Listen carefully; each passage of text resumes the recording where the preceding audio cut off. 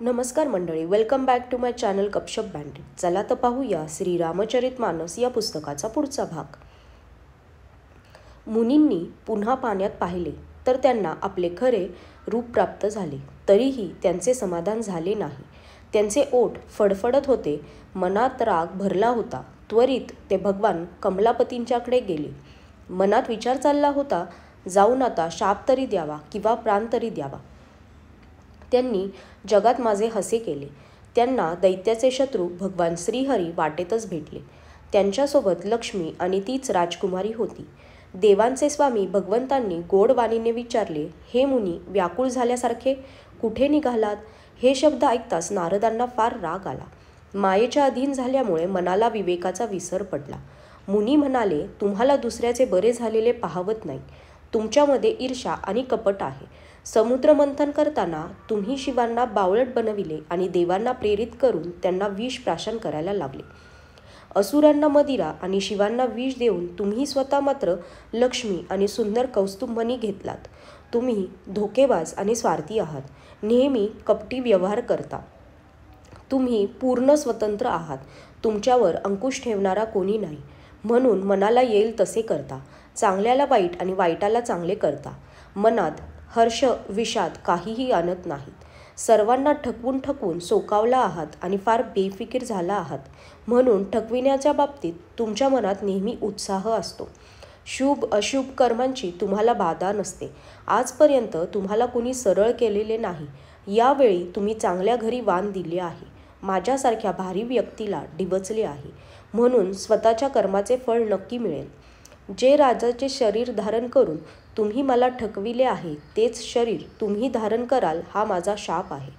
तुम्ही माझे रूप माकडासारखे बनविले होते, म्हणून माकडेच तुम्हाला मदत करतील. मला ज्या स्त्रीची इच्छा होती तिच्याशी माझा वियोग करून तुम्ही माझे मोठे अहित केले आहे. म्हणून तुम्ही सुद्धा स्त्रीच्या वियोगाने दुःखी व्हाल. प्रभूंनी तो शाप मोठ्या आनंदाने शिरोधार्य मानून नारदांचे सांत्वन केले आणि कृपानिधान भगवंतांनी आपली प्रबळ माया काढून घेतली.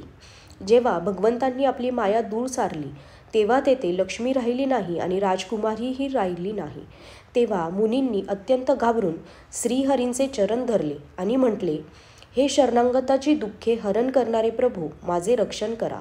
हे कृपाळू, माझा शाप खोटा ठरू दे.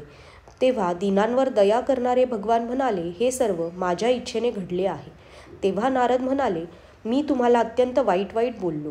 माझे पाप कसे नाहीसे होईल? भगवंतांनी म्हटले, जाऊन शंकरांच्या शतनाम स्तोत्राचा जप करा. त्यामुळे मनाला शांतता लाभेल. शिवांसारखा दुसरा कोणीही मला प्रिय नाही, याची खात्री बाळगा. हे मुनी, शिव ज्याच्यावर कृपा करीत नाहीत त्याला माझी भक्ती लावत नाही. मनात असा दृढ विश्वास बाळगून पृथ्वीवर जाऊन संचार करा. आता माझी माया तुमच्याजवळ फिरकणार नाही. अशा रीतीने पुष्कळ प्रकारे मुनींना समजावून सांगून प्रभू अंतर्धान पावले आणि नारद श्रीरामचंद्रांचे गुणगान करीत सत्यलोकी निघाले. शिवांच्या त्या दोन्ही गणांनी मुनींना जेव्हा मोहरहित व प्रसन्न मनाने वाटेने जाताना पाहिले तेव्हा ते अत्यंत घाबरून नारदांच्या जवळ आले आणि त्यांचे चरण धरून दीनपणे म्हणाले, हे मुनिराज, आम्ही ब्राह्मण नसून शिवांचे गण आहोत.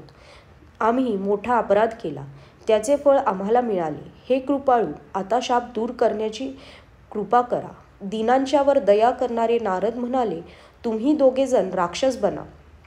तुम्हाला महान ऐश्वर्य, तेज आणि बल मिळो. तुम्ही आपल्या बाहुबलाने संपूर्ण जग जिंकून घ्याल. तेव्हा भगवान विष्णू मनुष्य शरीर धारण करतील. युद्धामध्ये श्रीहरींच्या हातून तुमचा मृत्यू होईल. त्यामुळे तुम्ही मुक्त व्हाल आणि पुन्हा संसारात जन्म घेणार नाही. ते दोघे मुनींच्या चरणी नमन करून निघाले आणि पुढे योग्य वेळी राक्षस झाले. देवांना प्रसन्न करणाऱ्या, सज्जनांना सुख देणाऱ्या आणि पृथ्वीचा भार हरण करणाऱ्या भगवंतांनी एका कल्पामध्ये त्यासाठीच मनुष्य अवतार धारण केला होता. अशा प्रकारे भगवंताचे अनेक सुंदर, सुखदायक आणि अलौकिक जन्म आणि कर्मे आहेत.